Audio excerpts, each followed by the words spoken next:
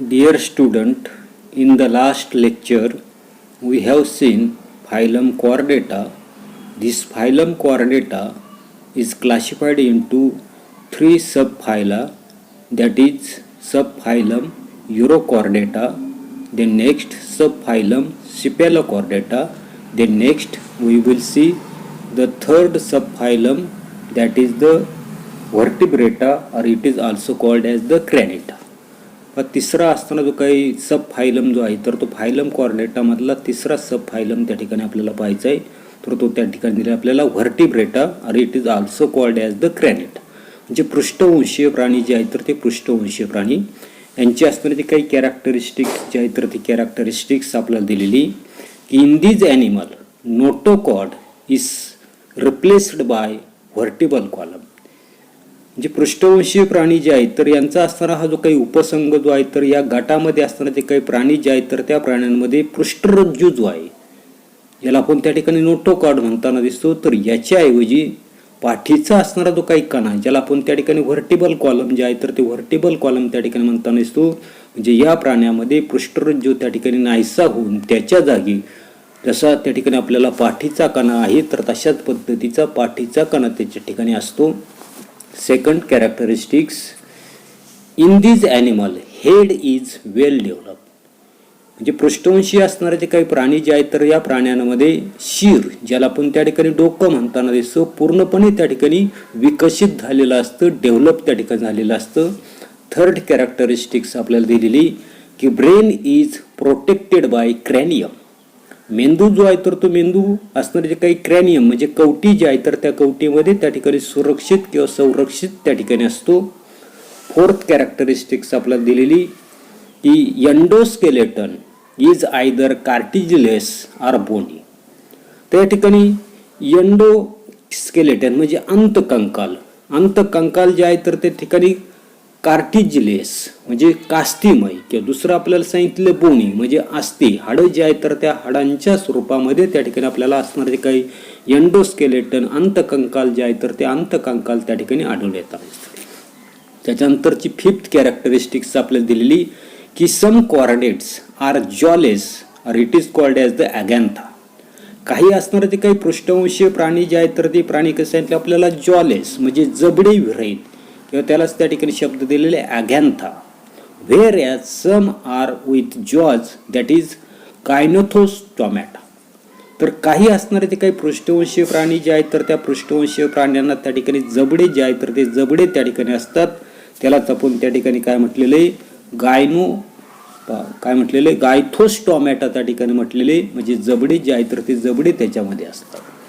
त्याच्यानंतरचे पुढे आता पुढचा असताना जो काही सब फायलम जो आहे तर तो सब फायलम आपल्याला त्या ठिकाणी दिलेला आहे की subphylum Vertebrata is divided into 6 classes as follows. तर आपण या ठिकाणी असणारा जो काही फायलम जो आहे तर तो फायलम कॉर्डेटा त्या ठिकाणी पाहिला. त्या फायलम कॉर्डेटाचे त्या ठिकाणी आपण 3 असणारे जे काही सब फायलम जे आहे तर ते सब फायलम त्या ठिकाणी पाहिले. पहिला सब फायलम पाहिला युरोकॉर्डेटा, सेकंड सब फायलम पाहिला सिफॅलोकॉर्डेटा, थर्ड सब फायलम पाहिला व्हर्टिब्रेटा. हा जो काही सब फायलम व्हर्टिब्रेटा जो आहे तर त्या व्हर्टिब्रेटाचं पुन्हा त्या ठिकाणी असणारे काही 6 क्लासेस जे आहेत तर ते 6 क्लासेस त्या ठिकाणी आपल्याला दिलेली. म्हणजे उपसंघ पृष्ठवंशीय प्राणी जो आहे हा जो काही संघ जो आहे सब फायलम जो आहे तर त्याचे पुन्हा 6 वर्ग जे आहे तर ते 6 वर्गामध्ये त्या ठिकाणी तो विभागलेला आहे. त्याच्या पहिला असणारा जो काही क्लास जो आहे तर तो क्लास आपल्याला या ठिकाणी दिलेला आहे की क्लास सायक्लोस्टॉमॅटा. यालाच आपण त्या ठिकाणी चक्रमुखी प्राणी वर्ग त्या ठिकाणी म्हणू शकतो.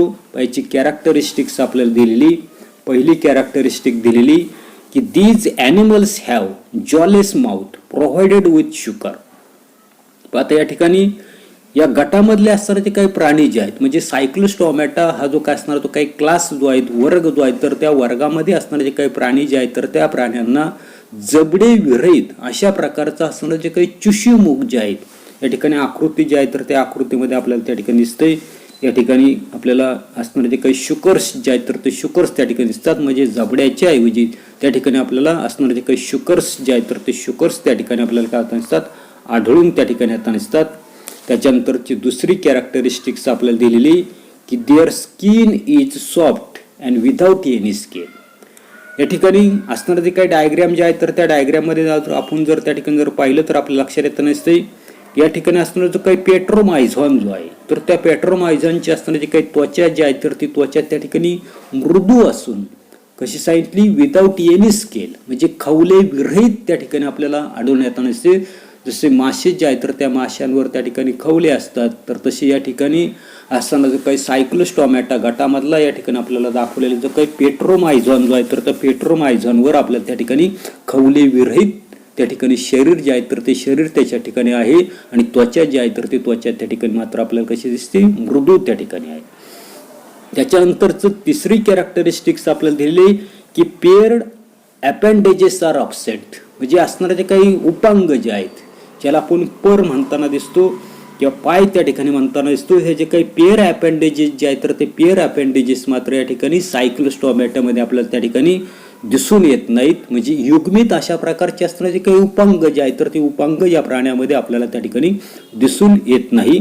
त्याच्यानंतरचं पुढची फोर्थ कॅरेक्टरिस्टिक्स आपल्याला दिलेली की एंडोस्केलेटन इज कार्टिलेजिनियस म्हणजे अंतकंकाल जे आहे एंडो आतमधील अंतकंकाल जे आहे तर ते अंतकंकाल आपल्याला त्या ठिकाणी कास्तिमय त्या ठिकाणी आपल्याला आढळण्यात नाही. व मागे आपण पाहिलं की कार्टिलेजिनियस आणि बोनी. आता हाडं जी आहेत तर ती हाडं आपल्या लक्षात येत नसतात की किती कठीण त्या ठिकाणी असू शकतात. कास्ती जे आहेत तर ते आपण सहज काही करू शकतो फोडू त्या ठिकाणी शकतो. अशा प्रकारचे असताना काही कार्टिलेजिनियस म्हणजे सर्वसाधारणपणे अंतकंकाल जे आहेत तर ते अंतकंकाल त्या ठिकाणी कास्तिमय अशा प्रकारचं आपल्याला त्या ठिकाणी आढळून येत नसतं. फिफ्थ कॅरेक्टरिस्टिक्स आपल्याला दिलेली की most of the animals are ectoparasites म्हणजे सायक्लोस्टोमॅटा हा जो असणारा जो काही क्लास जो आहे तर त्या क्लासमध्ये बहुतेक असणारे जे काही प्राणी जे आहेत तर ते बाह्य परिजीवी त्या ठिकाणी आहेत.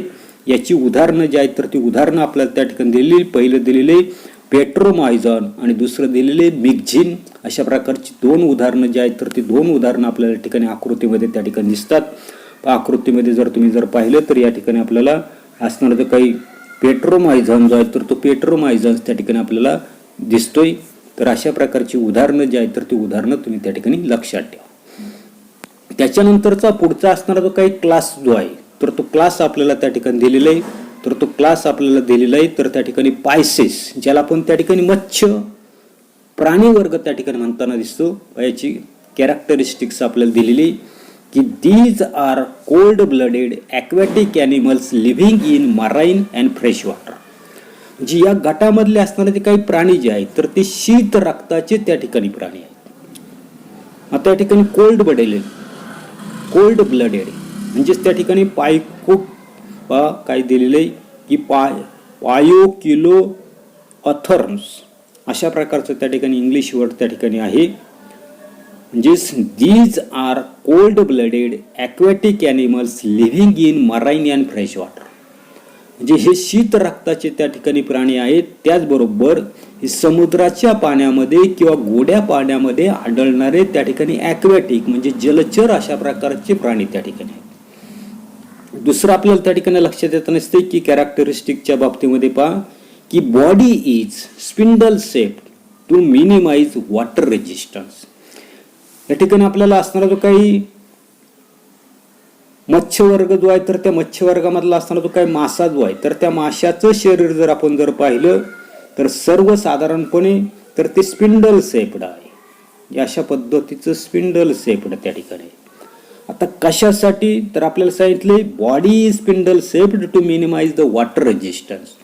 पाण्यामध्ये पोहत असताना पाण्याचा असणारा जो काही रोध जो आहे तर तो रोध त्या ठिकाणी कमी करण्यासाठी याचं असणारं जे काही शरीर जे आहे तर ते ही जी काही दोन टोकं जे आहेत तर त्या दोन टोकांना कसं दिसतंय आपल्याला त्या ठिकाणी निमुळतं त्या ठिकाणी आहे हे त्या ठिकाणी आपल्याला लक्षात घ्यायचंय.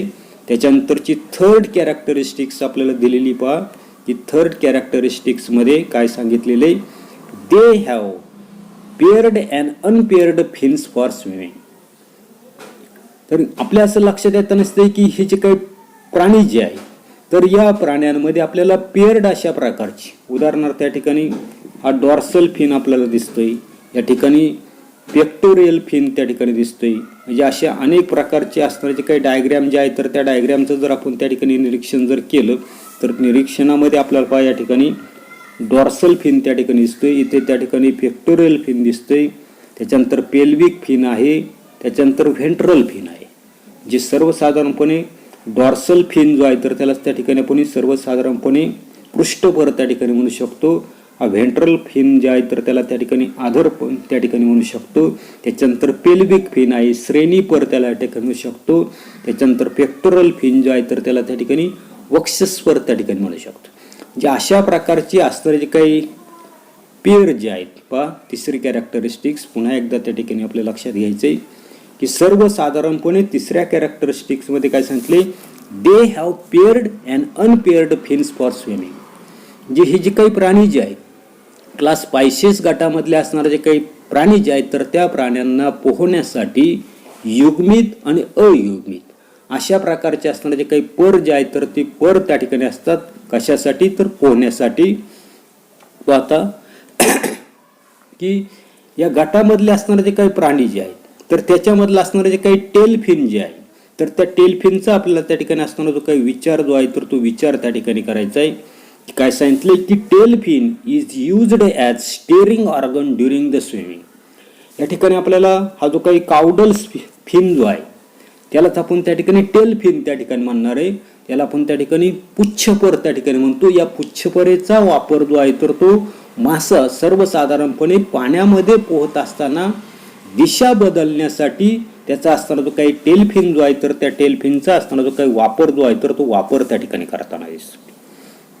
त्याच्यानंतरची फोर्थ कॅरेक्टरिस्टिक्स आपल्याला दिलेली पहा पुन्हा की फोर्थ कॅरेक्टरिस्टिक्स आपल्याला काय दिलेली की exoskeleton is in the form of the scale and endoskeleton is either cartilaginous or bone.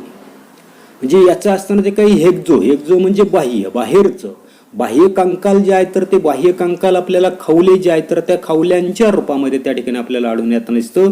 तर असणारं जे काही एंडो म्हणजे आतील असणारे जे काही कंकाल जे आहे तर ते कंकाल सर्वसाधारणपणे आपल्याला कास्ती आणि दुसरं आपल्याला सांगितले आस्तींचं त्या ठिकाणी आपल्याला आढळून येत नसतं. त्याच्यानंतर पुढे फिफ्थ कॅरेक्टरिस्टिक्स आपल्याला दिलेली की रिस्पिरेशन्स ऑकर्स विथ गिल्स. या ठिकाणी गिल स्लिट्स जे आहे तर त्या गिल स्लिट्स त्या ठिकाणी दाखवले. म्हणजे शोषण जे आहे तर ते शोषण मात्र त्या ठिकाणी कल्ले जे आहे तर त्या कल्ल्यांच्या मार्फत त्या ठिकाणी होताना दिसतं. ह्या ज्या काही डायग्रॅम जे आहेत टोटल असणारे जे काही पुस्तकामधले असणारे ज्या काही डायग्रॅम जे आहेत जेवढ्या डायग्रॅम तुम्हाला त्या ठिकाणी शक्य असतील तर तेवढ्या त्या ठिकाणी नावांसह त्या ठिकाणी वहीमध्ये त्या ठिकाणी काढण्याचा तुम्ही त्या ठिकाणी प्रयत्न करा. आता या ठिकाणी क्लास पायसेस जे आहे तर त्याची उदाहरणं आपल्याला दिलेली. पहिलं उदाहरण सांगितले रोहू हा मासा तुम्ही प्रत्येकाने त्या ठिकाणी पाहिला असेल.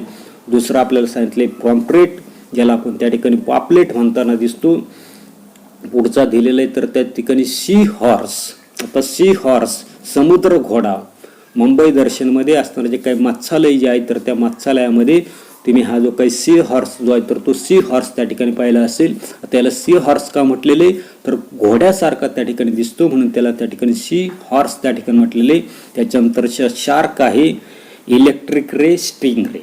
आपली जे असणारे जे काही प्रयोगशाळा ज्या आहेत तर त्या प्रयोगशाळेमध्ये हे जे काही असणारे जे काही इलेक्ट्रिक रे स्ट्रिंग रे यांची असणारे जे काही स्पेसिमन जे आहेत तर ते स्पेसिमन त्या ठिकाणी शाळेमध्ये आहेत तर ते आपल्याला त्या ठिकाणी पाहिजेत. आता पुढे त्याच्यानंतरचा असणारं म्हणजे आकृती जी आहे तर त्या आकृतीचा आपल्याला त्या ठिकाणी विचार करायचा. पहा या ठिकाणी असणारे जे काही डायग्रॅम जे आहेत तर त्या डायग्रॅममध्ये क्लास पायसेस मधला असणारा जो काही स्कॉलिओडॉन हा जो काय असणारा जो काही डॉग फिश जो आहे तर तो डॉग फिशची असणारी जी काही आकृती जी आहे तर ती आकृती या ठिकाणी दाखवलेली. म्हणजे अशा पद्धतीनं तुम्ही त्या ठिकाणी असणारे जे काही डायग्रॅम जे आहेत तर ते डायग्रॅम तुम्ही नोटबुक जे आहे तर त्या नोटबुकमध्ये त्या ठिकाणी तुम्ही काढून ठेवा. एवढाच असणारा जो काही भाग जो आहे तर तो भाग आपण या तासाला पाहणार आहोत. पुढील भाग पुढील तासाला पाहू. धन्यवाद.